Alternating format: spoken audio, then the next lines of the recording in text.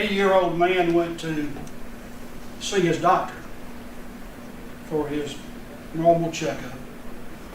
The doctor examined him thoroughly, took blood, checked his eyes, ears, nose, and throat, did x-rays, then left the room for a while. When the doctor came back, he told the elderly gentleman, he said, "I have good news and bad news."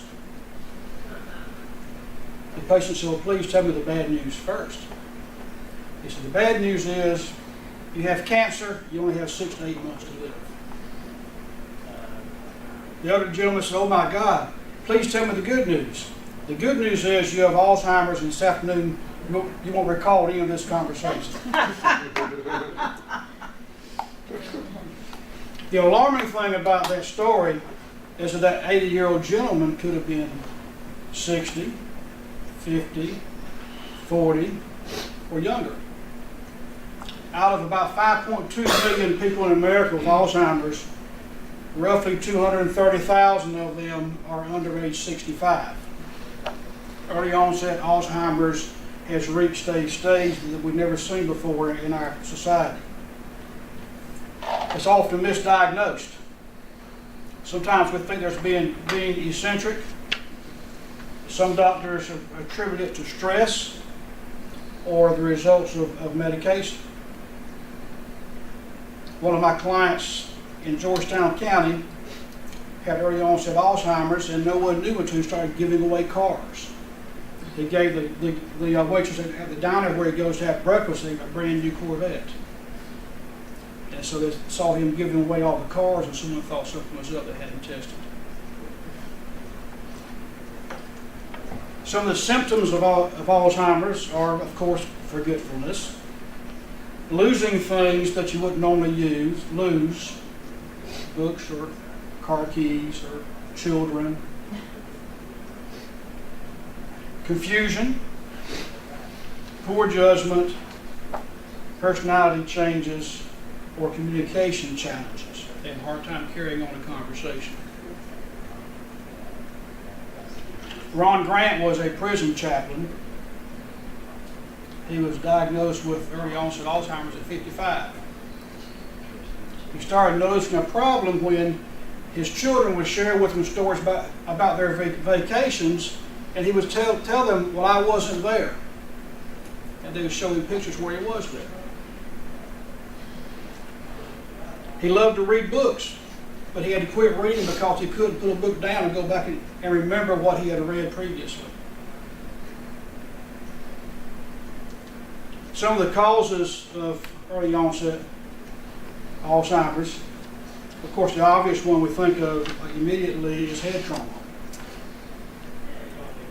Terry Bradshaw, the former quarterback for the Super Bowl champ Pittsburgh Steelers, and more recently the likable announcer on Sunday football, had to stop announcing because he couldn't remember the stories he was telling or the team he was talking about. He joined the several other football players to ask the NFL or to in court challenge the NFL to do something about the problems the athletes have or football players have with early onset Alzheimer's. And now the NFL has allocated millions of dollars to that cause to help football players after they have retired. A second cause is genetics.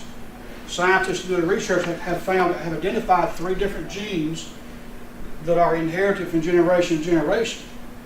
The most recent was a Volga German, or from the Volga Germans who migrated from Germany to Russia in the 18th century and started coming to the United States about mid last century. And so as these genetics pass from generation to generation, and there's more and more and more children that are born, then we have more early onset Alzheimer's. Down syndrome is also a cause of early Alzheimer's. So what do? If you have Alzheimer's in your family, you should have genetic testing done. You should do early planning. You should make sure you have your wills, your power of attorneys in order, your estate plan. long-term care insurance, because you can, if you have early Alzheimer's, you can be receiving care for 20 or 30 years. And someone has to pay for that care. I read a couple of weeks ago that chocolate stimulates the brain and helps with the Alzheimer's by stimulating your brain, so I plan to eat a lot of chocolate.